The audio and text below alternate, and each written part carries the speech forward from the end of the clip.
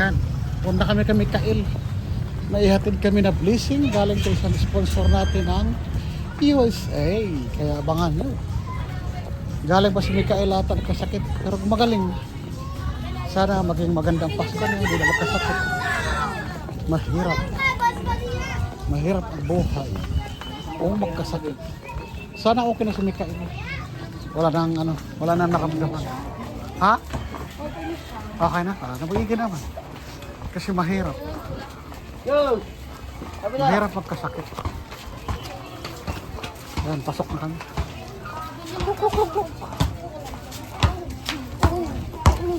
Dito. Saan ba? Nandiyan ba nanay niya? Nandiyan ba nanay niya? Dito yun, di ba? Yan. Si si Mami Dito. Mitch. Pasok na. Ay, aso. Tawag na, Bin. Nandiyan daw. Nandiyan na. Nandiyan daw si ma'am. Tara. Oh! Isa! Makagat ka! Pasaway. Masaway ka naman sa ayon. Pasaway. Yan na. Nako, dahil ng aso. Gusto na yun. Parang aso kasi bunga nga, sayop. Ayan na. Dahil yung aso ah. Sus, Ginoo. Oh, peace. Peace be with you. Oh, Butsi. Ikaw, Butsi. Huwag kang pasaway, Butsi. Pasok mo ang pasensya Yan. ka na ba? Dito tayo. Hello, mag-bless ka. Yan. Mag-bless ka Yan. kay nanay. Mag-bless you. Uy, pablis ka nanay. Ay, ulit na. Ayan na pala si Macal. Okay na pala. Nandun sila sa Pampanga. Ayan. O, ayan na. Wala kami dalang Ano, Mikael. pamas. Nanood kami ng sugod bahay. Basta ka daw. Kausap ko kasi yung sponsor nito. Dito, patabihin mo doon ako. Diyan kayo. Ay, kung mo si JJ. Ayan. Kailangan mo nga mamimit siya na Ayan. Ayan. Ayan. Sa Pampanga sila. Sa Minalin. Makaka-copyright kasi tayo. Ayan. Ayan.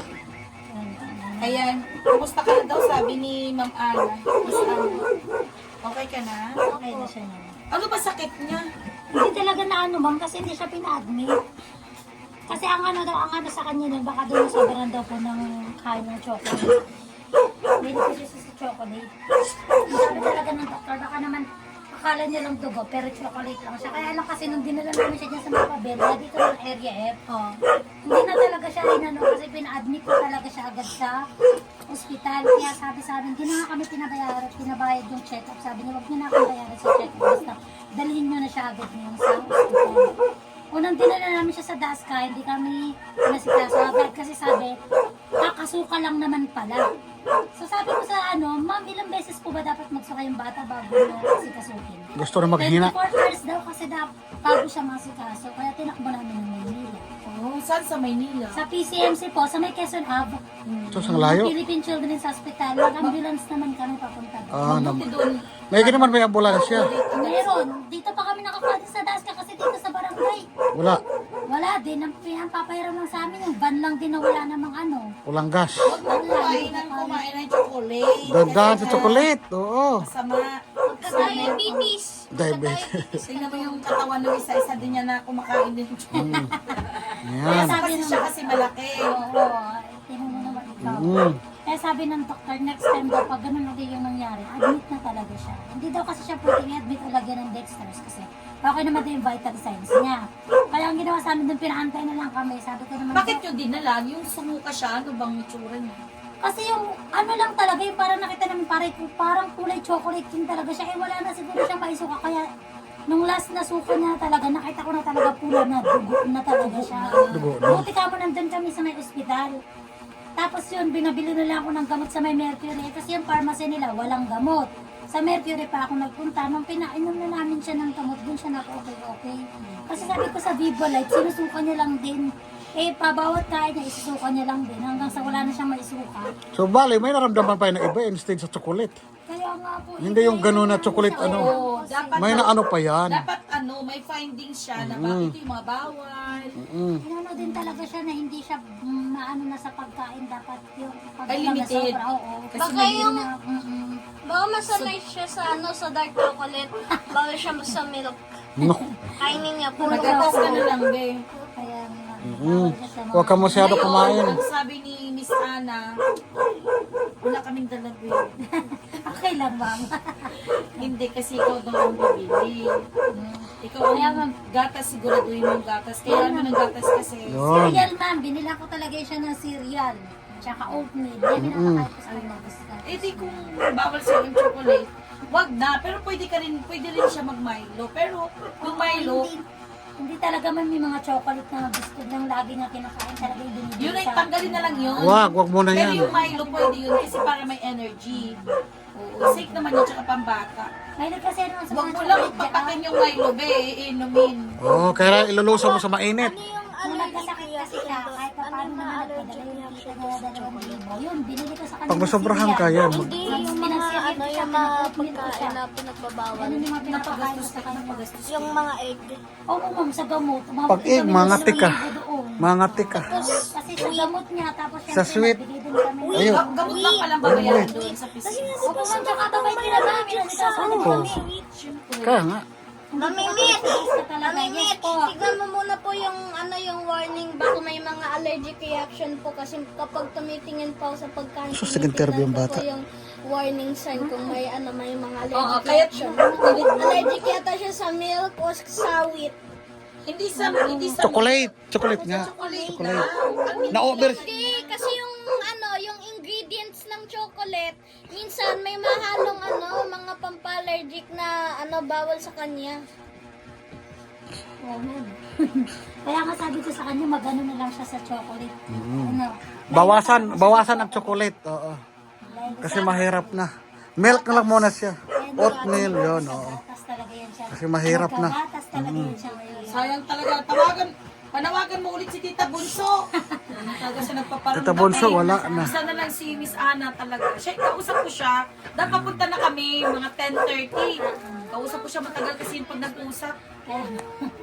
Malagal Try ko talaga nga. usap talaga. Try ko mamaya tawagan natin. Biya kung kaya natin yan. O sige. So nagpapabigay siya binang 3K. Wow, say thank you. Mag-thank you ka. Thank you po. Kanta ka muna. Kanta ka. Kanta ka Kanta kasi ka. manunood siya. Kaya nga, manonood siya Talaga nito. namin siya. Oo. Ganito ang tenor. Yun. Kantahin mo Yung ha. Star na Pasko, Bibi, dali. Oo, kantahin Dali mo. sa'yo, dalawa nga Dalawa kayo, kayo. be. Ha? Kanta kayo. Ano kabisado mong kanta ng Pasko? Kantahan mo siya kasi nag-abang siya sa'yo. Kailan makita ka na matagal-tagal, oh. Natuwa yun. Kasi siya na lang talaga yung... Sayaw na lang. Pasayan mo. Kanta kayo dalawa. Sige, anak. Yung sa ano, yung kanta ng Gemini, ay nung ano, ABS-CBN ba yun? Ayo. Kahit ano basta Pasko. Sige. Pasko na, isang araw na Sayaw yan. lang namin. Yung sayaw namin. Ilalabas na natin. Alam mo ba, ma'am, sa mga yung mga tita ko, pinapakanta lang niya siya, pinapadala siya ng Dalawa pera. kayo. Kanta. Basta pinapakanta siya. Mama na ayaw kumanta. Nako. Kumanta ka na. Hindi. Hindi mabigyan. Kaya ka na naman nakabit niyo ka. Oh, sige na, kanta na. Oh, kanta na. Kanta Dali na. ka dito, Be, yung ano, Be, Oh, Star na sabay mo. Pasko, yung Dalawa chorus kayo. na. Sige. Star ng Pasko. Halika na. Sige na, dalawa kayo. Halika na. Dalawa kayo daw, Zion. O, yan o. Sabayan mo daw si Mikael. Sige na. Halika na, Be. Doon kayo tabi. Dito ka sa... Doon. Sige, dalawa kayo. Sabay kayo. Oh. Gaan naman, kakapalang ulap, sa likod ito ay may liwanag. Ang liwanag na ito ay sa ating lahat. May sinagang bawat pusong bukas sa init ng mga yakap. Maghihilom ang lahat ng sugat. Ang nagsilbi nitong ilaw, walang iba kundi ikaw. Salamat sa liwanag mo, kung di makakakulay ang galing. Naging makulay na ang Pasko ni Makulay na, Miguel. oo. Ayan. Para One, Hmm. 2, 3. Sinadya talaga yan na siyang ibigay sa'yo kasi Pasko. Ikaw Para daw mamili. Kasi nagkasakit ka daw, para daw kahit papano, baka daw walang nag-alala, si Miss Ana, at least makain mo pa rin kung gusto mo kumain ng kung anong gusto mo, makakain ka pa rin. Masaya pa rin ang iyong Pasko. So, sabihin mo ka, Miss Ana. Thank you po. Thank you po sa'yo. Pagkasin mo. Oh, thank you po, Ma'am Ana. Thank you po, Ma'am Ana. Salamat po sa binigay mong pamasko. Diba? Diba? Hindi ka pa kumanta no, naisip ka na niya. Kaya ganun lang. Kamusta pag-aaral mo? Okay lang po. Ang grades mo? Okay din po. Asan na ba yung ano mo? Ay, Honors ka ba, Beth? hindi, Ma'am. Ang dami nilang hindi nasabi. magaling din magsayaw. Oo, Sayaw yan. Nahiya lang yung Tingnan mo, kaya mo pala sumayaw. Eh. Ayaw mo. Bakit ba sa akin ay try natin tawagan si Miss Anne? Sige, tawagan mo. Turuan kita. Paano magsayo? Ano ba hindi mo kaya? Tatayo. Sige Thank na. you so much. Thank you Salit po. ko na. O, sige. Ikaw, Mami Mitch. Mag-thank you. Mami. Thank you po, Ma'am Ana, sa maagang pamasko. Yes. God bless you po. Okay. Ito si Mikael, Miss Ana, huwag ka mag-alala. Okay na siya. Ayan, kitang-kita naman. Bumalik na yung ano niya. Tapos, ginawa naman nagkasakit siya, pero talagang hinasikaso siya ni Mami Mitch. Kaya yun, bumalik naman na din yung kapugian niya. Bilan mo siya siguro, Mami Mitch, ng tsinelas. Yan ang Kasi malamig. Wala naman ang pwede sa kanya ba? May Ha? Crocs. Akro. Para sa pool yung paa niya. Kasi ano, Kasi malamig. Oo. Malamig. Kasi ito sa kanya, ako, nagbilis din ng maba ng paa niya. Bilis na maganda ng paa niya. Oh, lumaki na. Lumaki na kasi. Happy ka? Opo. Oh, sige na. Thank you Bye-bye so na. much! Salamat po sa mga blessings for Mikael.